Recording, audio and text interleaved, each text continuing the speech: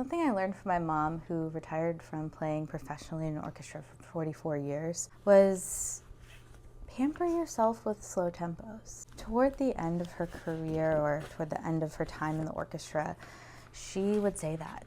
She would say, I'm not doing anything, I'm not trying to make things harder for myself at this point. And think to that now, and I think so much of the time we talk about slowing the tempo down as if it's some sort of failure, or we're doing it because we can't do it yet and we should already be able to do it. That's not the case. But I would question, are you making things harder for yourself than they need to be? And if so, why not just pamper yourself with a slow tempo? When I was a kid and I would practice piano, my mom would often yell from the other room different things, if I got something wrong, if any various things she noticed.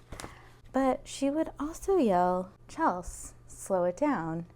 You're asking too much of yourself. And I think that a lot of times we do, in fact, ask too much of ourselves. We think we should already be able to do things, and we are absolutely not ever entitled to the ability to do anything, especially if we haven't practiced it very much.